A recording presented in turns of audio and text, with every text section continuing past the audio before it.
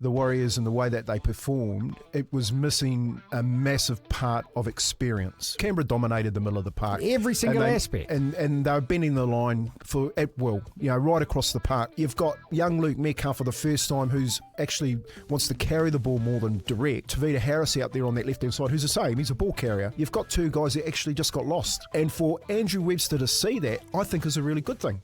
Because now he has to make the decision, can these guys actually lead my team around the ground? DSPN, the Devlin Sports Podcast Network. Let's talk Warriors, and we welcome back Tony Kemp, former Warriors coach. Played 25 tests for the Kiwis, played NRL and professional league in the upper hemisphere, the northern hemisphere as well. Welcome back, Kempy. Marty, it's good to be back, and everyone else out there. We'd had a nice little break from Tony Kemp. They'll be thinking, man, what's going on? 48 hours afterwards, so that means it's a fair bit of time to digest what we saw, get over the disappointment of what we saw, and in the cold, hard light of day, assess exactly what we can take out of that match against the Canberra Raiders and what we can just leave behind in Vegas. Well, look, Lockie asked me on the way up here this morning, what do you think of the weekend? I said, mate, go back and listen to the podcast pre-Christmas about, where the Warriors are headed and some of the areas that were concerning at the time when we spoke about what does the season look like for the Warriors in 2025. The big one for me, Marty, is replacing that seniority.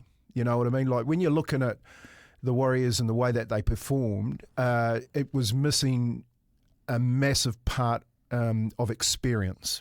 For Noah Blake, you look at the game straight after and Cronulla played Penrith, what a loss. You know what I mean? He was outstanding for Cronulla. He's going to be better during the year. But the biggest part of the team that was lost for me were the halves, the spine, the way that they operated.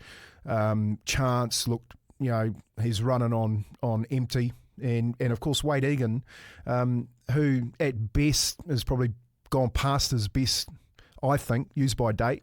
If you haven't got the halves to direct them and to go forward to get them on the front foot, mate, you sit back and you get a game like that. How much of that had to do with though, and let's just look at the halves to start with before we deal with the others, the fact that they just weren't getting any decent ball. They weren't getting any go-forward ball. The first half, you look at those stats, I mean, so much of it was drop ball, so many missed tackles, just, so many of the percentages were against the Warriors. And so if you're constantly getting gas like that, how much of it had to do with that?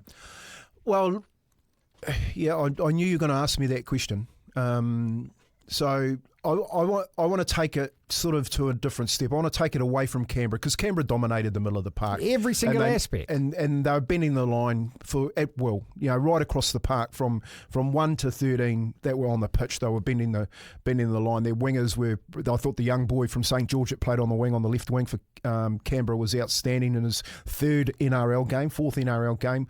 And Xavier Savage on the right side, scoring a couple of tries. You got Tomoko and Sebastian Chris, a couple of Kiwi centres, and their halves and hookers were very good. But I sort of want to take that question and put it into a different context, Marty. When you're looking at the Warriors, let me start by saying it's the one game. Yeah, and that is right. And we have to. So, and I always say this: let's get half a dozen games under our belt before we start looking at where the Warriors season's going to go. Because half a dozen games in the season will give you a really good indication coming into the bye rounds, the Origin games, and the back end of the season. We know they've got a good draw, so let's give them the benefit of the doubt and let them get through 6 games. Webster's got to make some big calls and so forth. But I want to take it to that Penrith game. I want to take it to the Penrith game because they're the benchmark, all right? They've lost Luai, okay? They've lost Curacao, they've lost Kikau, they've lost Crichton, and Fisher Harris. And Fisher Harris, okay? So big names, but they haven't lost their main strike, which is Isaiah Yell, Nathan Cleary, the Guy Martin on the right, Sorensen on the left, and Edwards at the back, and they've thrown a young hooker and a young 5'8" into the side. And when you look at them as the benchmark against Cronulla, they were clinical. Yeah. They went forward. Isaiah Yell directed the middle of the pitch. I talked to you about this last time. If your 13 and your 7 can't connect, look, I'll give you a prime example of where the Warriors were headed in their game when they had the ball, especially when they lost Tarpany, got into 12 men, by setting them up and having a shot at them. Okay, they just couldn't do it. No. Okay, no. So Webster's got a problem in the halves. They couldn't direct. They weren't strong enough. Let me take you to that instant when Tarpany's hit Cleary. Okay? Cleary's gone down. He said it was a grade 5 winded. I got grade 5 winded. I pissed my pants when I heard that. But he got up, he got his breath, and for 2 tackles on the back end of that set, he set them up. Isaiah Yell took over, set them to the middle of the park. He went down that left side, they score in the corner. Okay? The difference between where the Warriors are today, I'm not going to say they're 6 weeks, and where Penrith are, is light years. They're light years away. Where does that come from? Because when you look at the preseason, again, I mean, when we look at the preseason, we always go, okay, well, what can you actually read into that? But we saw a lot of young guys up against a Melbourne side. It wasn't the Melbourne side, but we saw them play pretty well. We know they've been training weeks longer than most of the other teams that made the final. So, physically, the preparation couldn't be any better. We've been told that. We had Kurt Capel on the show telling us that he thinks it's been the best that they could have had. Yeah, and he looked like he was running on old legs too, didn't he? You know what I mean? It doesn't really... You can have a really good off-season and then you get to the pitch. Like, let's take the Melbourne game. It was a second-grade Melbourne side. Only one player out of that team played in the grand final last year. Sure, but you're still playing up against a bunch of guys that are going to be first graders. Otherwise, they wouldn't be. You can't take that into the game against Canberra and say that's our form. We're taking that into a first-grade game. When you're playing a second-grade side, they're basically the Brisbane Cup team that played them in that trial game, and you're up against a Canberra side that's been written off by all the media in Australia, and Ricky Stewart on the back of them saying, "Thank you very much for just motivating my team, and I'm going to come out there and smack the Warriors." When you get to this part of the year and the kick off, it's time to pull your big pants, put your big boy pants on and pull them up, and roll your sleeves up and get to work. Like across the park, Andrew Webster has to recoup in the next 2 weeks against Manly with a bigger forward pack, just like Canberra did. Trebojevic back at the back, and try and get something out of first of all his middle forwards. Okay, so and this is where the experience part of it, I think, is really lacking. I actually thought the 2 boys that came on from the bench did really... 2 of the best players. But, I mean, look, the substitutions were again confusing, weren't they? I mean, leaving Egan out there for 80 minutes, I didn't understand that for a start. Well, and not using those boys when they did come on and they did play well. Why not actually giving them more time? Well, he's got to tackle a hell of a lot up against that Canberra side when they're just rolling through the middle of the park. Rolling through the middle of the park and you're not making a hell of a lot of metres yourself, and your half and your spine can't get on the back of it. It's a losing game. That's why commentators will say, they ran them out of their petrol, And then, of course, when you're a half, and knowing this, having played in that position, if you aren't going forward, you've got to verbalise something to your forward pack to get in behind them and put a firecracker up them so that they start bending the line. Otherwise, you can't get on the front foot. Yep. Now, when you look at the experience that they've lost in Sean Edwards, Tamari Martin wasn't out there. Sean Johnson. That was a big call. You've got young Luke Metcalf for the first time, who's actually wants to carry the ball more than direct. And, of course, Tavita Harris out there on that left-hand side, who's the same. He's a ball carrier, while we talked about him playing at 13. You've got 2 guys that actually just got lost. So they're like possums in the headlight. Well, we're at the first game of the season under pressure, and for Andrew Webster to see that, I think is a really good thing. Because now he has to make the decision, can these guys actually lead my team around the ground, or do I go to Tamari Martin, who I know can lead them around the ground? Mm-hmm.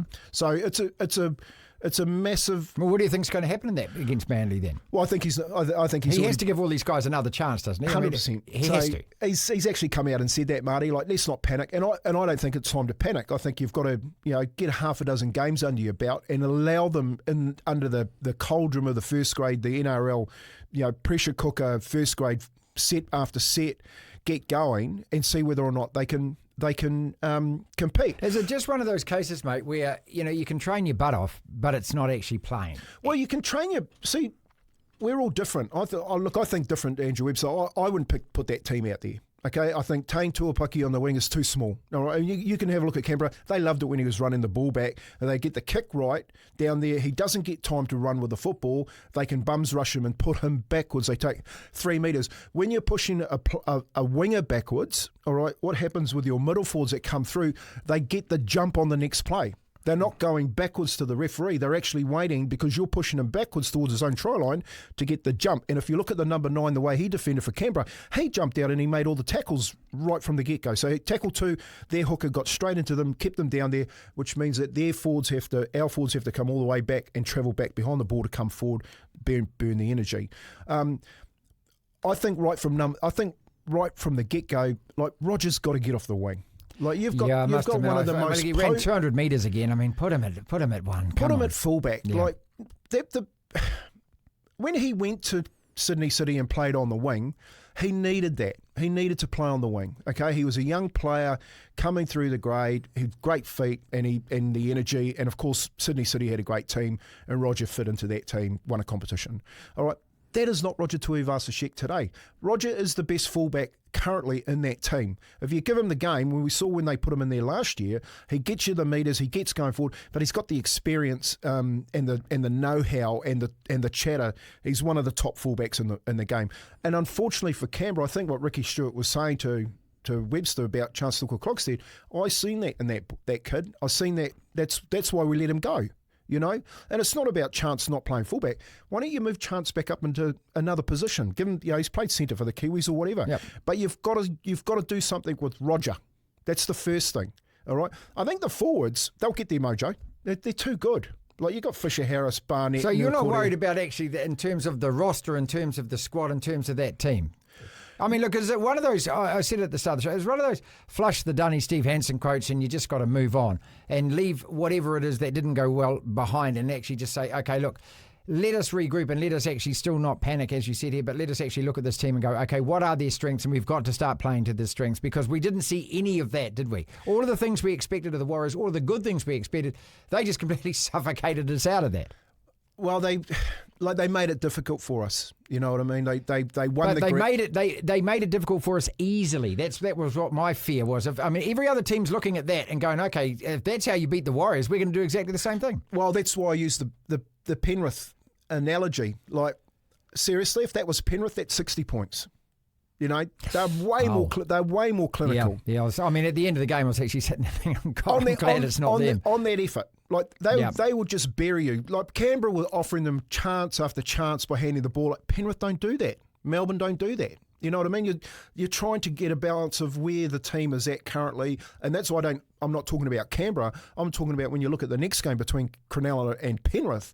Penrith don't do that. They don't hand you the ball over willy-nilly and go, here's another chance. See, because Cronulla actually didn't play badly, and they were in that game for quite a bit of the game. But they were always just behind, weren't they, when they're chasing that game. But that Penrith side, my God. Well, they're two top 8 sides. Yeah, but the 2 top 4 sides last year, probably 2 top 4 sides. Again, you look at that Penrith side and you talk about losing experience. This is a club now that has layer upon layer upon layer, doesn't it?